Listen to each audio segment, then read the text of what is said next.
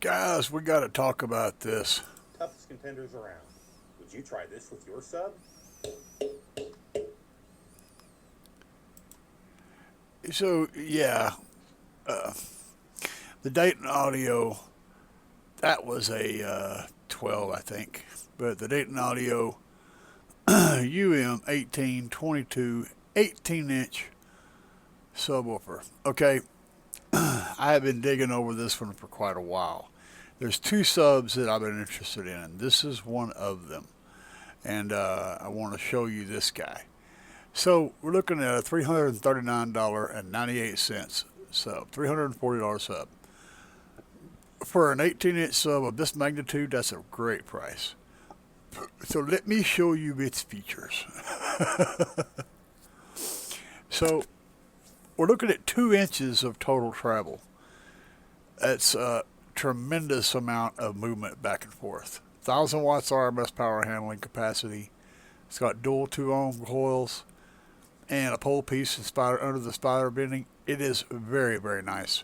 But let's get down here to the specs, because that's where the money shot is. So we're looking at a 44-pound subwoofer with a 3-inch voice coil, and the important bits is 1,000 watts RMS. Its frequency response is 19 to 500 hertz. That is crazy. All right. And the sensitivity is rock solid too at nearly 90 dB. Now that is that weird voltage thing. I'm not sure how that works, but usually your sensitivity at 1 watt per meter is a little bit lower than this. So consider it probably at 85, just guessing, at 1 watt per meter. Check it out. QTS 0.700. So that is almost perfect. It's about as close to perfect as you'll see for a infinite baffle subwoofer. So it can absolutely play in an infinite baffle. In fact, the volumes that it requires for a regular box is huge. Its resonant frequency is 26.2 hertz, which means this thing will play lows like you would not be able to imagine. Crazy deep, crazy slamming, crazy gut wrenching low bass. I'm very impressed with this. Then we go on down a little bit further. There's your X Max. That's the linear excursion, 22 millimeters. The cone material, Nomex glass fiber, rubber surround, aluminum voice coil, cast aluminum basket, ferrite magnet, and it just keeps getting better.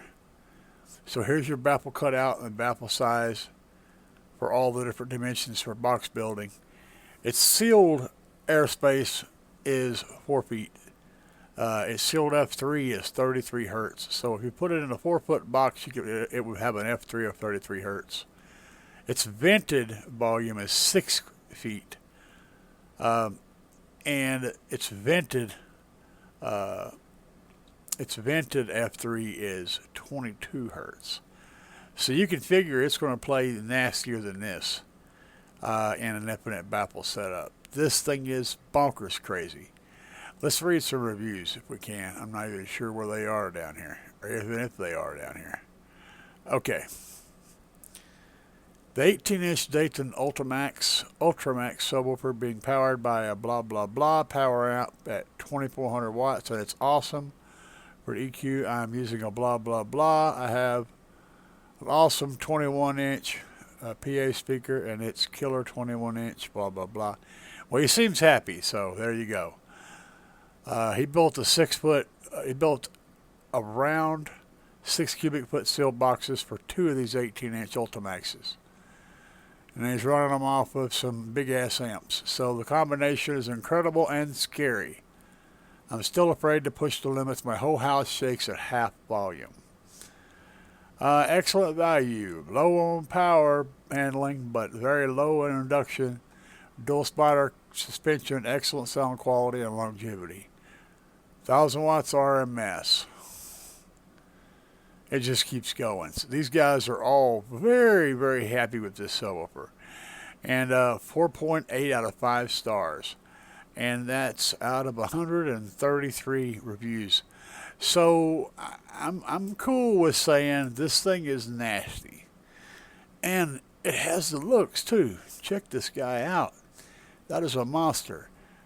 So I'm thinking, and I already know that these have been used quite extensively in Infinite Baffle setups.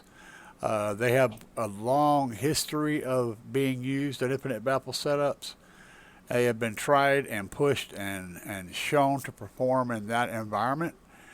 So for $339, that's going to be real hard to beat, you know. But I want to show you this other driver that I wanted to show to you, and that is this one. This is the competitor. This is the second driver that I've been watching for a long time. Its price is much higher, okay? But it's a 21-inch sub. This is the Kraken. It lists for $600. It is on back order, but it supposedly will be back in stock on the 6th of 21 of this year. This thing's numbers are even more bonkers. So it's got a 5-inch inside-outside wound voice coil. Extreme power handling.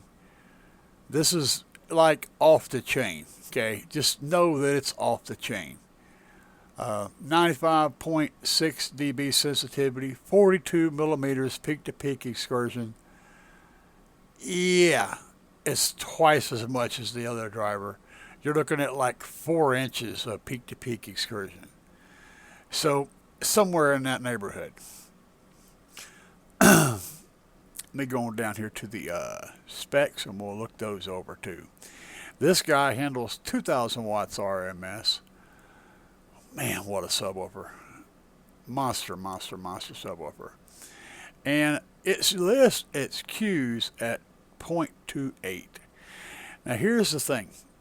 I know that that's way off for being able to play in an Infinite Baffle. Okay? But at the same time, when you look at the enclosure size, so we go down here to a vented enclosure. It's 9 cubic feet, 4 cubic feet sealed, 9 cubic feet, and it gives these weird numbers. But on a 9 cubic feet box, you're looking at 25 hertz, vented F3. So one of these dudes would be insane in the back of a car. Can you imagine this? 21-inch slamming subwoofer. Holy crap. And if you were going to try to run it free air, you could, but what you would have to do with that low of a Q, which its Q is like non-existent, you would have to dial it in with a low-pass filter or a high-pass filter to prevent it from playing too low. And that would be some serious work to try to get this in check. This is a really, really low Q for an Infinite Baffle. I mean, anything below like a 600 is a low Q. This is off the charts low.